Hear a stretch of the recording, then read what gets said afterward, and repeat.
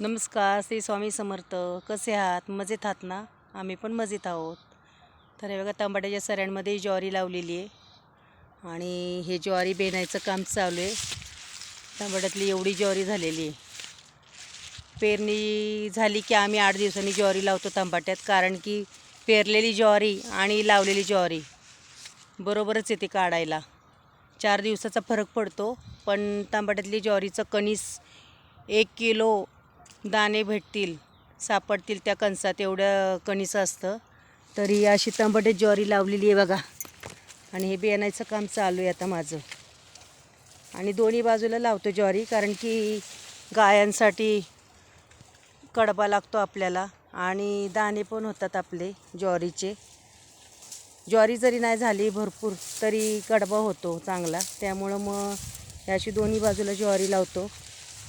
आणि रेन पाईपानेच त्याला पाणी चालू असतं, ठिबकनी. हे बघा, ठिबक जोडलेलं आहे, कारण की ज्वारी मोठी झाली की ज्वारी जास्त फिरता येत नाही. मग ठिबक चालू केलं की टेन्शन राहत नाही. वाऱ्याने बघा कसली ज्वारी सुंदर आलती. तर हे ज्वारी बेनायचं माझं काम चालू आहे आता. तर तुम्ही कशी काय ज्वारी लावता? आमच्यासारखी लावता का टमाट्यात? टमाट्याच्या सऱ्यांमध्ये कमेंट करून नक्की मला सांगा. बाय.